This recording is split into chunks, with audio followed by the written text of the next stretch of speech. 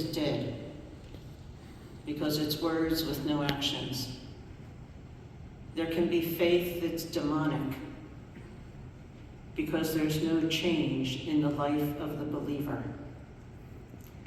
And there can be faith that's dynamic because there's faith in action, but the action is not about the self. It's about bringing God, bringing the light to life in the self, in others, and in the world. And then I thought about the word democracy. And I was led to remember that democracy is basically a way of governing, which depends on the will of the people, regardless the narrow percentage margin. Democracy is also about liberty, equality, and justice, and it is of the people, by the people, and for the people.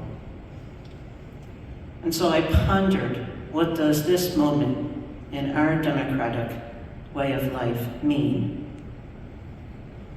But democracy also, my sisters and brothers, involves resilience and trust and doubt and desires in the face of doubt.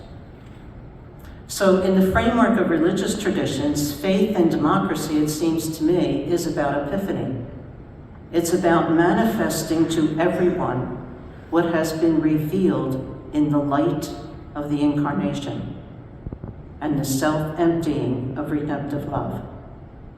And that has happened yesterday, today, and tomorrow.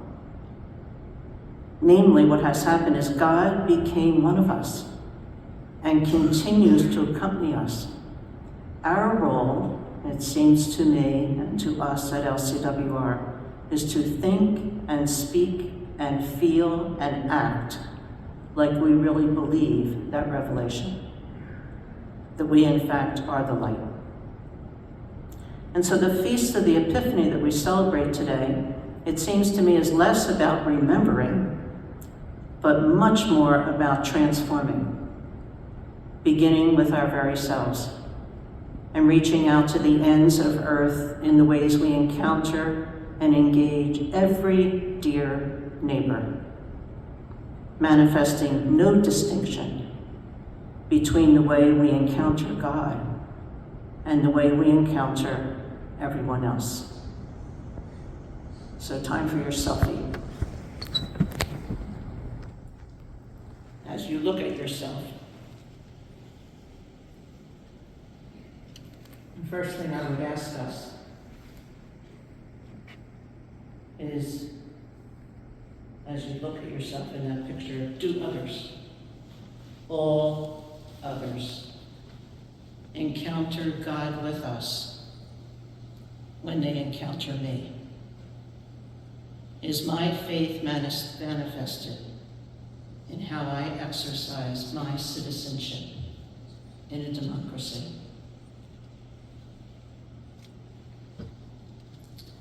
You can put your selfie away.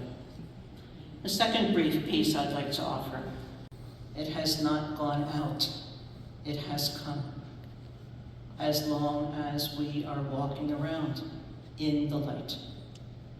And the beautiful story from the Gospel of Matthew, where Mary and Joseph are fleeing, like many of our brothers and sisters, up to 64 million at any given moment on the planet, are on the move, running for their lives, as were Mary and Joseph.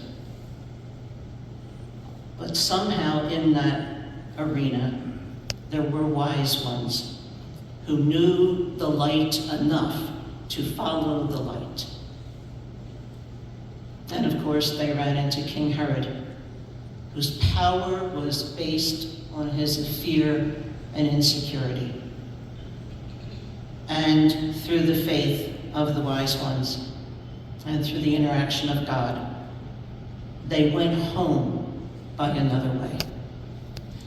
I find in those scriptures, brothers and sisters, in that last sentence, probably the biggest mandate, at least for me, as I look at a selfie. Am I willing to go home, even to my own country, as we approach January 20th? Am I willing to go home by another way? because I think the truth is spoken by our African brothers and sisters. We are all really just walking each other home.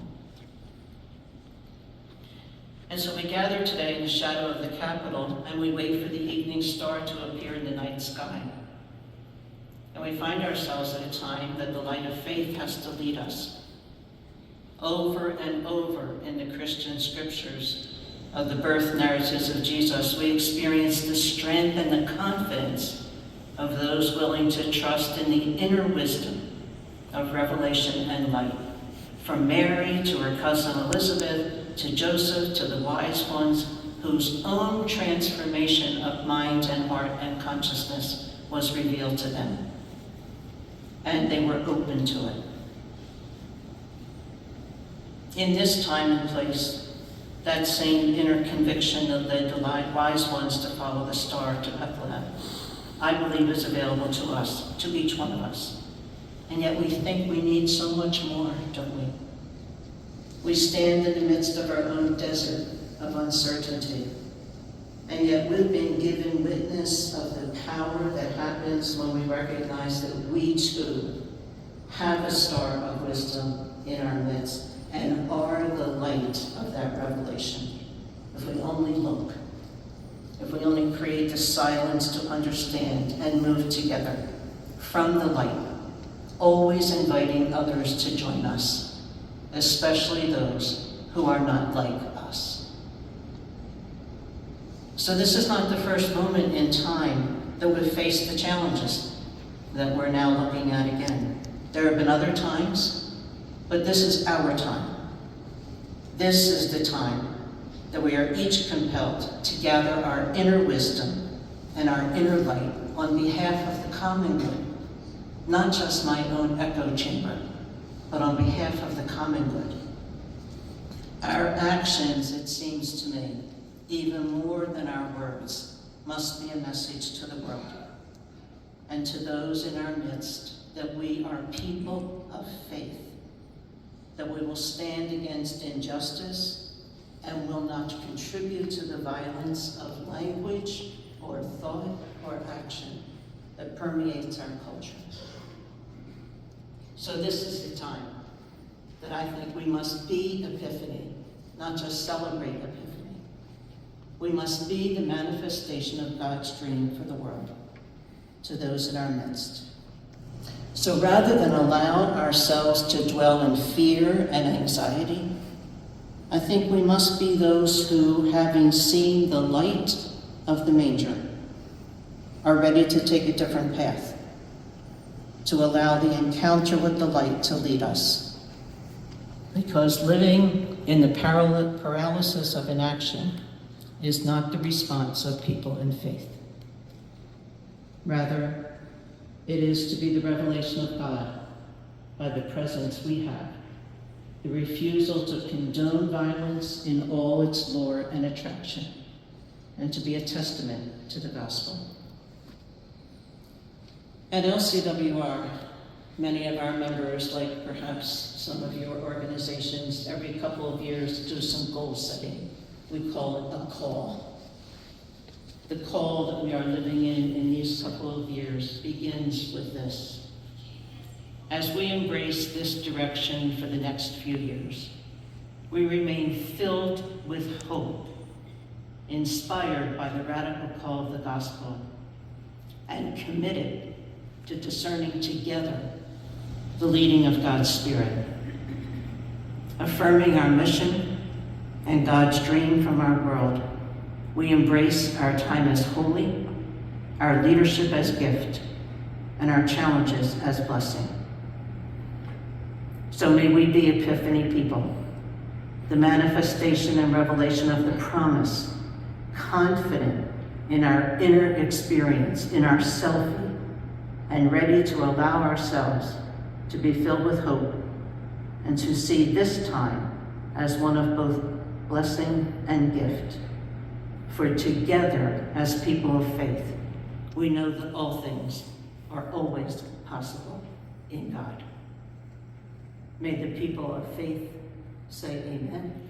Amen. May the people of democracy Say amen. Amen. May the people of faith in democracy say amen. Amen.